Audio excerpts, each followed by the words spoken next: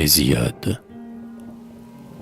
Quand la terre encore jeune était à son aurore, par-delà ces amas de siècles que dévore, dans l'espace infini le temps, ce noir vautour, à l'époque où j'étais rhapsode en Grèce, un jour, je quittais, plein de joie, un bourg de Thessalie.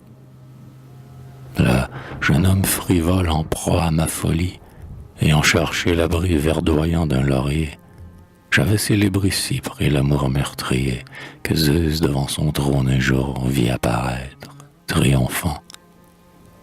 Mais au lieu de montrer que ce maître des hommes exista dès le commencement, après le noir chaos, le tartare fumant en la terre profonde à la large poitrine, même avant l'éther vaste et la vague marine, j'avais faim pour mieux plaire au laboureur grossier que, doux enfant, exempt d'appétit carnassier, ignoré des Echidnas sanglantes et des furies, il fut né de cypris en des îles fleuries. Les vierges, les vieillards devant leur porte assis, étaient vite accourus en foule à mes récits, et le pain et le vin ne m'avaient pas fait faute. Or, je partais chargé des présents de mon hôte, et sous les oliviers, parmi les chemins verts, j'allais d'un pas rapide, orgueilleux de mes vers. Comme j'étais entré dans la forêt qui grimpe, mystérieusement au pied du mont Olympe, je vis auprès de moi, debout sur un talus, un homme fier, pareil au géant chevelu que la terre enfanta dans sa force première.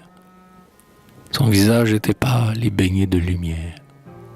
Il touchait de la tête aux chênes murmurant. Alentour, dans les rocs penchés sur les torrents, les noirs rameaux touffus, en écoutant son ode, frissonnaient, et c'était le chanteur Hésiode. Les âges à venir, pour nos regards voilés, pensifs, se reflétaient dans ses yeux étoilés. Les tigres lui léchaient les pieds dans leur délire, et les aigles volaient près de sa grande lyre. Le devin se dressa dans les feuillages hauts, il abaissa vers moi ses yeux pleins de courroux, où la nuit formidable avec l'aube naissante se mêlait et cria d'une voix menaçante qui remplissait les bois devenus radieux. Ne fais pas un jouet de l'histoire des dieux. Je m'inclinai, tremblant et pâle de mon crime. Il ajouta, vois-tu la nature sublime tressaillir? La forêt fume comme un encens. Les immortels sont là sur les monts blanchissants.